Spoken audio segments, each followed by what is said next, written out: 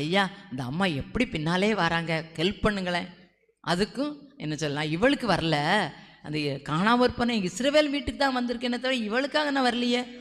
அதுக்கும் அந்த அம்மா பின்னாலே பணிஞ்சுக்கிட்டு தாழ்த்தி பணிகிறாங்க.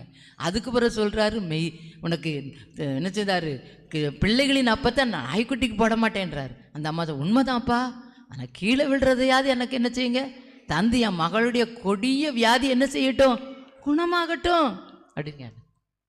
அதுக்கு பிறகுதான் ஆண்டவர் சொல்றாரு, அடுத்த வசனத்தை எல்லாரும் சேர்ந்து வாசிக்கலாமா? ஸ்ரீயே உன் விசுவாசம் பெரிது, நீ விரும்புகிறபடியே உனக்கு ஆகக்கடை. ஸ்திரியே உன் விசுவாசம். நம்முடைய விசுவாசம் அருமையான விசுவாசம். சகோதரர்களே, நம்முடைய விசுவாசம் அருமையான விசுவாசம். சகோதரியே, நம்முடைய விசுவாசம் அருமையான விசுவாசம். இந்த அருமையான விசுவாசத்தை கொடுக்கிற அபிஷேகத்தோடு இந்த இடத்த விட்டு கடந்து போங்க.